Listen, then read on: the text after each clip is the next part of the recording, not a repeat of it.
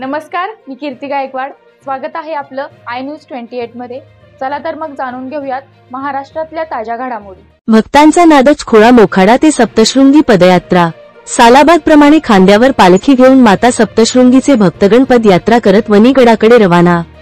मोखाडा तालुक्यातील शिवसेना उद्धव बाळासाहेब ठाकरे शिवसेनेचे तालुका प्रमुख दिलीप मोहनकर यांच्या घरापासून ही पालखी काढली जाते. मंगेशभाऊ डेंडे, आकाश कुंभार, हर्षल मसरे यांचे दरवर्षी या पालखीमध्ये मोलाचे सहकार्य असतो. 4 दिवसांची पदयात्रा आणि 4 मुक्काम करून 135 किलोमीटरचे अंतर पार पाडले जाते. भजन कीर्तन करत टाळाच्या गजरात भक्त वनीगडावर पोहोचून माता सप्तशृंगीचे दर्शन घेतात. ही परंपरा चालू झाल्यापासून दरवर्षी पदयात्रेकरूंची संख्या वाढत चालली आहे. दिलीप मोहनकर यांच्या घरच्या देवाऱ्यातून निघालेली पालखी सर्वप्रथम गावदेवी जगदंबा मातेचे दर्शन घेऊन वनीगडाकडे निघते. ह.भ.प. राजेंद्र कटेलकर यांनी विलुप्त होत असलेली मराठी संस्कृती जपण्यासाठी वासुदेवाची वेशभूषा धारण केली.